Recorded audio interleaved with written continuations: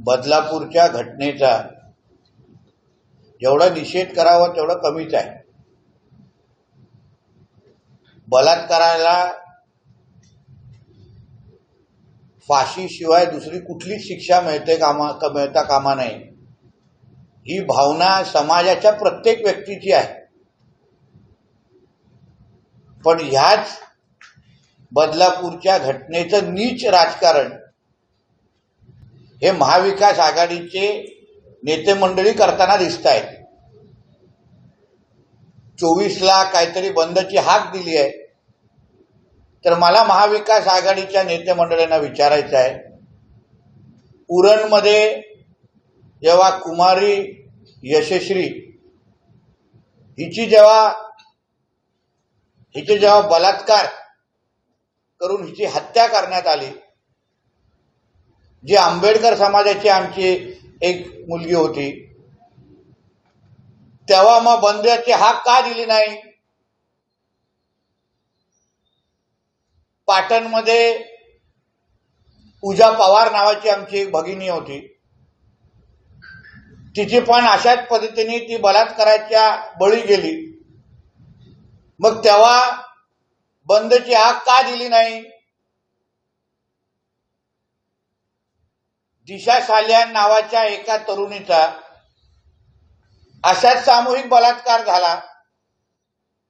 मग तेव्हा बंदची हाक का दिली नाही?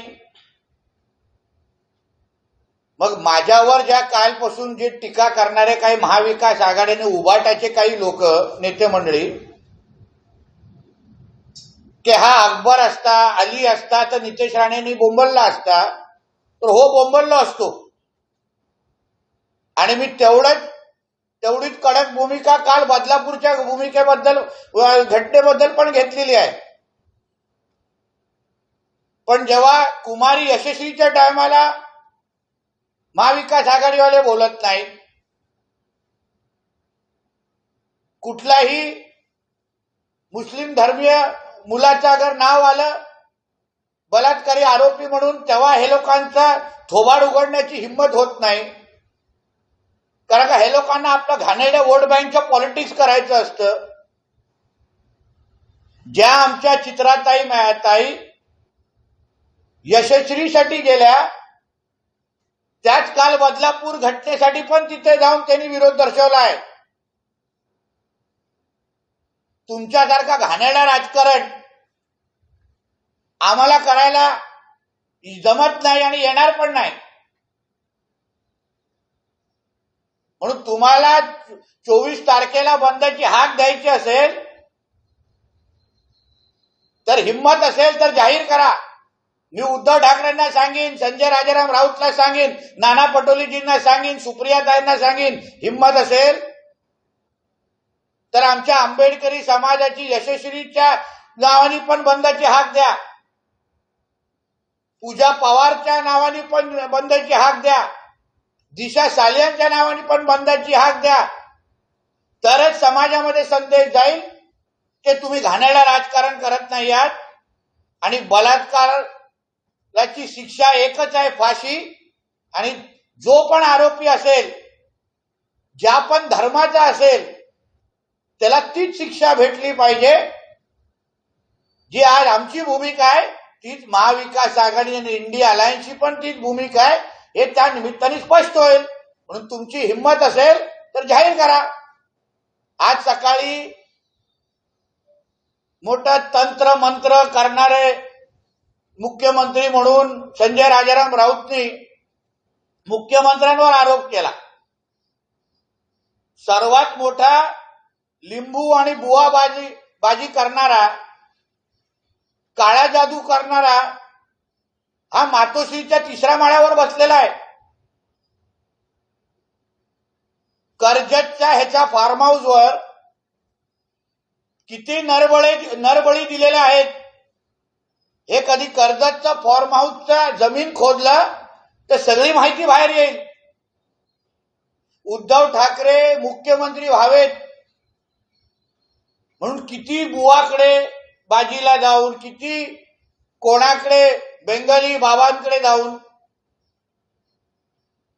काय कुठली कुठली काळी विद्या करण्यात आली, मग हे पुरावे सकट आम्हाला सांगायला लागेल. उद्धव ठाकरेंनी तर मुख्यमंत्री व्हावं म्हणून कित्येक वर्ष जेवणात मीठ टाकण्याचं बंद करून टाकलेलं. खरं आहे काय खोटं सांगावं त्यांच्या घरातल्या लोकांनी. म्हणून दुसऱ्यांना आरोप प्रत्यारोप करण्या अगोदर संजय राजाराम राऊतनी पहिल्या तुझ्या स्वतःच्या मालकाचं कॅरेक्टर बघावं आणि फाशीची शिक्षा राजभवन किंवा वर्षा न निवडता सर्वात पहिलं मातोश्री निवडा. कित्येक तक्रारी तिथून येत आहेत, मग त्याचा एक दिवस पाडा महाराष्ट्रासमोर वाचायला लागेल, एवढं ह्या निमित्ताने सांगेन. बोला. राज्याचे मुख्यमंत्री हा संशय आत्मा आहे असं संजय राऊत म्हणतात. संशय आत्मा? मग संजय राजाराम राऊतचा मालक जो तिसऱ्या माळ्यावर मातोश्रीवर बसतो ती कुठली भटकती आत्मा आहे? मग मुख्यमंत्री पद काँग्रेसवाले देत नसल्यामुळे आजकाल दरादर भटकती आत्मासारखा कधी दिल्लीला जाते, कधी सिल्वर ओकला फिरते. ही सगळी पहिले स्वतःच्या भटकती आत्माला पहिला आवर आणि मग दुसऱ्यांवर आत्मा असण्याचे आरोप कर. मुख्यमंत्र्यांच्या मुलाच्या मतदारसंघात लाखो लोक रस्त्यावर उतरले. मुख्यमंत्र्यांचा मुलगा साधा त्यांना भेटायला सुद्धा गेला नाही असं संजय राऊत म्हणतात. तुझ्या मालकाचा मुलगा तुझ्या मालकाच्या मुलांनी वरलीच्या 10 तरी शाखा प्रमुखाचं नाव त्याला तोंडपाठ आहे का? 10 तरी शिवसेनेच्या पदाधिकाऱ्याच्या उभाटाच्या पदाधिकाऱ्यांचं नाव तोंडपाठ आहे का? दुसऱ्यांच्या मुलांवर आरोप करण्या अगोदर तुझ्या मालकाचा जो वाया गेलेला मुलगा आहे त्याच्यावर पहिलं लक्ष घाल आणि मग दुसऱ्यांच्या मुलांवर थोबाड उघडण्याची हिंमत कर. निलेश राणेंनी एक ट्विट केलं होतं, त्यावर बोलताना संजय राऊत असं म्हणतायत की त्याच्या बापाला पण केंद्राची सुरक्षा आहे, ती पण काढून घ्या, त्याने कोणाची कळ काढली होती? निलेश राणे साहेबांच्या वडिलांनी कोणाची आणि कशी कळ काढलेली ना कधी ठाकरे कुटुंबियांना विचारा. बाळासाहेबांचा संरक्षण करता करता किती लोकांना अंगावर घेतलं, किती अंडरवर्ल्डवाल्यांना अंगावर घेतलं ना, हे संजय राजाराम राऊतनी जुन्या शिवसैनिकांना विचारावं. आमच्या वडिलांना सुरक्षा का दिली गेली याचे मूळ कारण बाळासाहेबांच्या सुरक्षेसाठी आमच्या वडिलांनी जीवाची आपण पर्वा केली नाही. दाऊद छोटा शकीलला अंगावर घेतलेला आहे. म्हणून तुझ्यासारख्या तीनपट माणसाला शिवसेनेचा त्याला इतिहास पण माहित नाही ना, तोच अशा पद्धतीच्या बेताल वक्तव्य करू शकतो.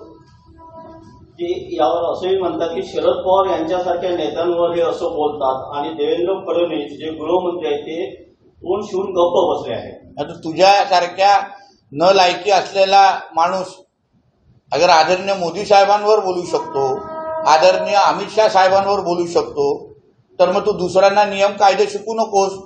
तुला पहिलं उद्धव ठाकरे का आवर घालत नाही, तुझ्या गळ्यावर कधी पट्टा घालणार ह्याचं पहिलं उत्तर दे आणि मग बाकीचे सल्ले देवेंद्र फडणवीस साहेबांना दे. लाडकी बहीण योजनेवरून संजय राऊत म्हणतात की निवडणूक जिंकण्यासाठी हे सरकार कोणत्याही थराला जाईल.